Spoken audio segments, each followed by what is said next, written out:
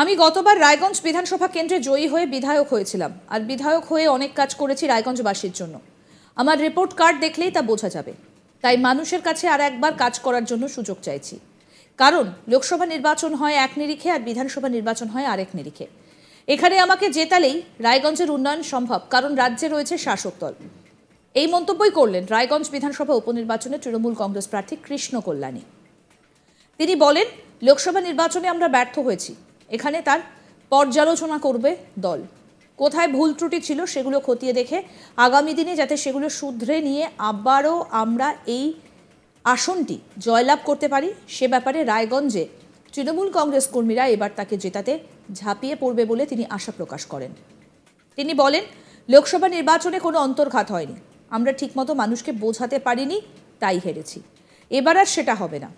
আমি মানুষের দুয়ারে দুয়ারে রিপোর্ট কার্ড নিয়ে যাব, মানুষকে রাজ্যে উন্নয়নের যে সূচি, যে কাজ, সেগুলো তুলে ধরব। কি বললেন তিনি, আসুন শোনাই।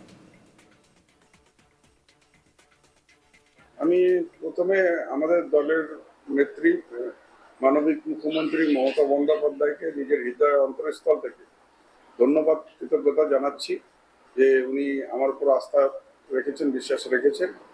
আর আমি নিজের 100% দিয়ে আমি এই নির্বাচন ডেডিকেশনের সাথে লড়ব। আর সারা বাংলা জুড়ে যে হিসাবে মাননীয় মুখ্যমন্ত্রী মমতা বন্দ্যোপাধ্যায়ের উন্নয়নের বন্যা বইয়ে দিয়েছেন, ৭৪টা প্রকল্প সাধারণ জনগণকে উপহার দিয়েছেন, তাতে সরাসরি সাধারণ জনগণ উপকৃত হচ্ছে। আর রায়গঞ্জবাসীকে আমি 3 বছরে নিজের বিধায়ক টেনিয়রে আমি যা কাজ করেছি তার রিপোর্ট কার্ড আমি রায়গঞ্জবাসীকে দিয়েছি। কিছু কাজ আরও পেন্ডিং রয়েছে। আমি রায়গঞ্জবাসীর কাছে এইটুকুই আপিল করব যে আপনারা আমাকে আরেকবার সুযোগ দিন, যে কাজগুলা মানে পেন্ডিং আছে সেই কাজগুলা আমি যাতে করতে পারি, এই আপিলই আমি রায়গঞ্জবাসীর কাছে আমি রাখছি। কেননা আজকে পশ্চিমবঙ্গে আপনারা জানেন তৃণমূল কংগ্রেসের সরকার রয়েছে। আর এখানে তৃণমূল কংগ্রেস থেকে আমাকে জিতালে পরেই এখানে রায়গঞ্জের সার্বিক উন্নয়ন হবে, এটা আমি আস্থা রাখি, বিশ্বাস রাখি। দেখুন, লোকসভা নির্বাচন একটা আলাদা নিরিখা হয়, বিধানসভা নির্বাচন আলাদা নিরিখা হয়। লোকসভার হয়তো আমরা ব্যর্থ হয়েছি, তার দল আলোচনা পর্যালোচনা করবে, হ্যাঁ, সেটা দল খতিয়ে দেখবে যে কোথায় কি ত্রুটি থেকেছে, সেই ত্রুটিগুলো আগামী দিনে যাতে না থাকে সেই হিসাবে আমরা এগোবো। কিন্তু বিধানসভা নির্বাচন, আজকে সরকার তৃণমূল কংগ্রেসের আছে, বিধানসভা নির্বাচন এখান থেকে যদি একজন কেউ বিজেপি জিতে যায় তাকে মানে অপোজিশনেই বসতে হবে, সে কিন্তু উন্নয়ন করতে পারবে না। আজকে আমি যদি এখান থেকে তৃণমূল কংগ্রেসের প্রার্থী যদি জয়ী হয়ে যাই, নিশ্চিত আমি সরকারেই সামিল হব। আর সরকারের কাছ থেকে আমি রায়গঞ্জের যেটা উন্নয়ন আছে সেটা আমি নিয়ে আসতে পারবো। রায়গঞ্জের সার্বিক ডেভেলপমেন্টটা হবে। একটা কথা আমি আগেও বলেছিলাম, রায়গঞ্জ পার্শ্বয়ের ব্রিজের ব্যাপারটা, সেই কাজও 90% কাজ হয়ে গেছে, ফিনান্স থেকে অ্যাপ্রুভালও হয়ে গেছে, শুধু বিহার থেকে এনওসি আসা বাকি। আজকে যদি রায়গঞ্জবাসী যদি আমাকে এই সুযোগটা দেয়, তাহলে নিশ্চিত রায়গঞ্জ পার্শ্বয়ের যেটা ব্রিজের দীর্ঘদিনের দাবি, সেই দাবিটা পূরণ হবে। আর রায়গঞ্জের ছোট মাঝারি এই ব্যবসায়ীগুলা এতে উপকৃত হবে, ছোট বড় দোকানদার সবাই এতে উপকৃত হবেন। কেননা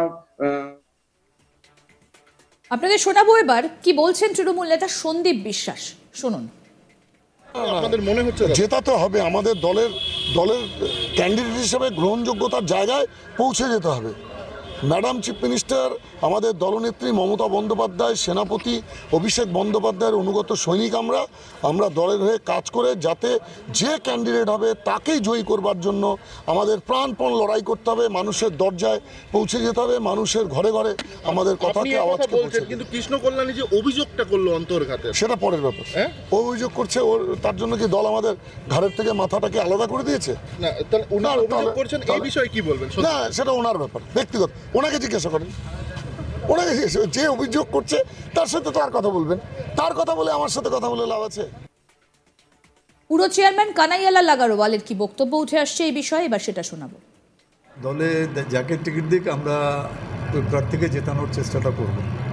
কিন্তু কে প্রার্থী হচ্ছে না হচ্ছে সেই ব্যাপারে এখন পর্যন্ত আমার কাছে, আপনারা যখন আমার বক্তব্যটা নিচ্ছেন, এখন পর্যন্ত আমার কাছে এই ব্যাপারে কোনো ইনফরমেশন নেই। দাদা, কৃষ্ণকল্যাণী ভোটে হারার পরে দলের বিভিন্ন ব্যক্তির বিরুদ্ধে অন্তর্ঘাতের একটা অভিযোগ করেছিল দলের কাছে, এটাও শোনা যাচ্ছে। দাদা, সেক্ষেত্রে কি বলবেন? সেই ব্যাপারে ওই যে অভিযোগ করেছিল সেই বলবে, আমার কাছে তো কোনো অন্তর্ঘাতেরও খবর নেই। আমাদের প্রতিনিধি তন্ময় চক্রবর্তী কি প্রতিবেদন তুলে ধরেছেন, এবার সেটা শোনাবো। সদ্য সমাপ্ত লোকসভা নির্বাচনে হারের পর আবারও রায়গঞ্জ বিধানসভা উপনির্বাচনে তৃণমূল কংগ্রেসের প্রার্থী হলেন কৃষ্ণ কল্যাণী। গতকাল এই মর্মে তৃণমূল কংগ্রেসের সুপ্রিমো এক্স হ্যান্ডেলে এই প্রার্থী তালিকা প্রকাশ করার পর জোর কদমে কিন্তু শুরু হয়েছে তৃণমূল কংগ্রেসের তৎপরতা যে বিধানসভা নির্বাচনে যাতে রায়গঞ্জ বিধানসভা আসনটি তৃণমূল কংগ্রেসের পক্ষে যায় সে নিয়ে চলছে চূড়ান্ত মানে তৎপরতা। গতকাল আমরা দেখেছিলাম যে যখন প্রার্থীপদ ঘোষণা হয় তারপর থেকে কিন্তু একটা রায়গঞ্জ শহরে কিন্তু ভোটের কিন্তু আবার দামামা শুরু হয়েছে, কারণ কোন রাজনৈতিক দলে কিন্তু এখনো অবধি তাদের প্রার্থী ঘোষণা করতে পারেনি। সেই নিরিখে তৃণমূল কংগ্রেস প্রথম দিকেই কিন্তু তারা তাদের প্রার্থী ঘোষণা করে দেয় এবং সেক্ষেত্রে কৃষ্ণ কল্যাণী কিন্তু হন তৃণমূল কংগ্রেসের এবার বিধানসভা ওই যে উপনির্বাচন রায়গঞ্জে হচ্ছে তার হচ্ছে প্রার্থী। এবার বলা যেতে পারে যে কৃষ্ণ কল্যাণী তিনি বিগত দিনে বিজেপি টিকিটে জয়লাভ করে কিন্তু গতবার বিধানসভা নির্বাচনে রায়গঞ্জের বিধায়ক হয়েছিলেন। এরপর গত লোকসভা নির্বাচনে তিনি তৃণমূল কংগ্রেসের প্রার্থী হওয়ায় তাকে ইস্তফা দিতে হয় বিধায়ক পদ থেকে এবং পরবর্তীতে লোকসভা নির্বাচনে তিনি কিন্তু বিজেপি প্রার্থীর কাছে প্রায় ৬৮,০০০-এর উপর ভোটে কিন্তু হেরে যান। যে বিধানসভা যে উপনির্বাচন দেখা যায় এবং সেক্ষেত্রে কিন্তু ভোট ঘোষণা হয় এবং আগামী 10ই জুলাই এখানে কিন্তু ভোট। আর সেই নিরিখে কিন্তু যেহেতু তিনি হেরে যান রায়গঞ্জ লোকসভা কেন্দ্রে বিজেপি প্রার্থীর কাছে, সেহেতু তাকেই কিন্তু আবার প্রার্থী করে কিন্তু আস্থা রাখলো তৃণমূল কংগ্রেসের সুপ্রিমো রায়গঞ্জ বিধানসভা আসনে, অর্থাৎ কৃষ্ণ কল্যাণীকে।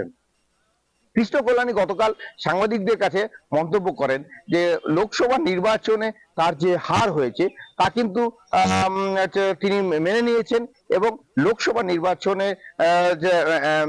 নির্বাচন হয় একটা নিরিখে এবং বিধানসভা নির্বাচন হয় একটা নিরিখে। তিনি সাধারণ মানুষের কাছে আরো আপডেট পেতে দেখতে থাকুন আজ তাক বাংলার ইউটিউব চ্যানেল, সাবস্ক্রাইব করুন।